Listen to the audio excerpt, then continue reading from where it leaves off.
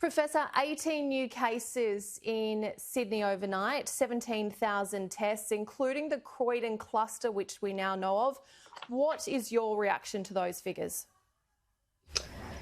So I think, I was expecting to see a surge in cases around this time. It's 5 days after Christmas, so Christmas is a likely time when new infections started occurring. So we can probably expect to keep seeing more cases in the next over the next week. But New Year's Eve is obviously a big risk as well, and I won't be resting easy until the second week of January has passed and seeing what pans out during that time. Tightening of restrictions, we know, for household and outdoor gatherings, the Premier announced today. Is that enough? It's hard to say. I mean, clearly the targeted lockdown of the northern beaches did work to some extent because we saw a decrease in the numbers after that happened, leading up until yesterday. However, we've now got clusters in other parts of Sydney and in Wollongong as well. And we've still got a very high risk period to get through. So I think, we could be thinking about things like a mask mandate, which isn't going to hurt the economy, but could make a big difference, could prevent the need for a greater lockdown if it continues to get larger.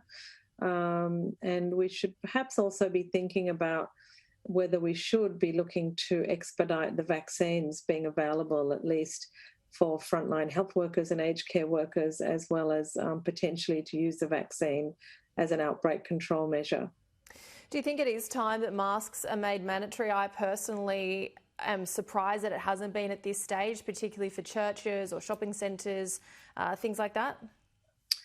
Yes, I do. I mean, particularly if the third test is going to go ahead straight after New Year's Eve, it would make sense because otherwise there's, 24,000 people heading to the SCG on buses and trains and public transport, crowding together to buy food at the SCG, etc., without wearing masks, and that is really going to be a risk.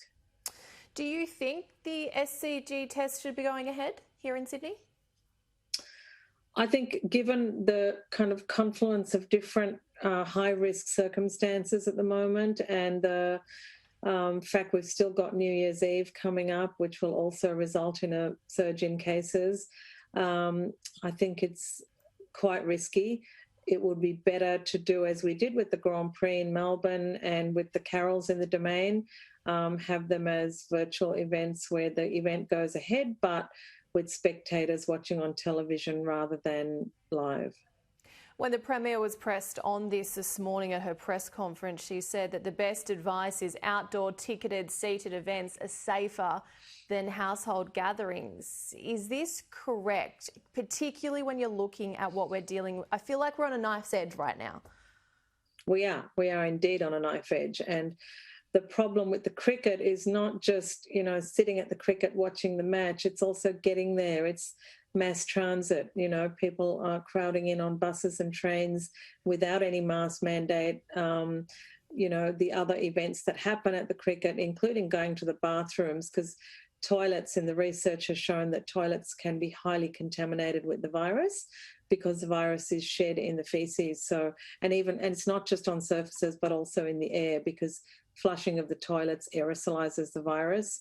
And several studies have shown that, the toilet really is a high-risk zone. So it's not just sitting and watching the cricket. It's getting there and what else you do while you're at the cricket that causes a risk. And I just think it's a perfect storm. Why add to the risk by holding this other mass gathering? I just wonder, I know the test was approved late last night, but is this sending the right message? I mean, look how many people are currently in lockdown on the northern beaches. People have gone without seeing their loved ones for the Christmas, New Year period. People have endured a very long 12 months. Is this really, and I love my cricket, don't get me wrong, but is this really the right message right now? Yeah, I love the cricket too. But I think you're right. It's sending a mixed message, especially when we're telling people they can't go and watch the fireworks on the foreshore, they can't go to have their wedding. We've seen some controversy over someone who breached the restrictions and went to their own wedding. So I think it does send a mixed message, and therefore it also probably decreases the chance of compliance. When people see that a large mass gathering like this is occurring, they might think, well, if 24,000 people can meet at the SCG, well, why can't I have my party? And that's the problem. I just want to hone in on the Croydon cluster now. 6 members of the same family. The Premier has said that we expect additional cases because of the number of close contacts, at least 34 close contacts. How dangerous, how potentially dangerous could this particular cluster be? It's hard to say. It seems limited to a couple of family groups, and they seem to have identified which events the transmission occurred at. So hopefully it will be able to be curtailed, but it's really hard to say at this stage. But we also have to remember that there's been positive sewage samples in the last week in areas like Hornsby, the Central Coast, and today we heard in Liverpool. So that wastewater surveillance is also critical in telling us where there might be emerging outbreaks in the community. There's been a couple of other clusters in different parts of Sydney as well. Professor, before I let you go, just quickly, what is your advice to those sitting at home now that might not be in any of the particular zones we're referring to or think they're safe at this point in time? What is your advice to people as we head to the new year? I think, just don't take any unnecessary risks, avoid mass gatherings, just follow the guidance provided by New South Wales Health, and do your bit to mitigate the risk, because everyone, if everyone does the right thing, the chances of us getting through this without any serious large second wave in Sydney are much less. Professor MacIntyre, thank you very much for your time this afternoon. We appreciate it. It's a pleasure.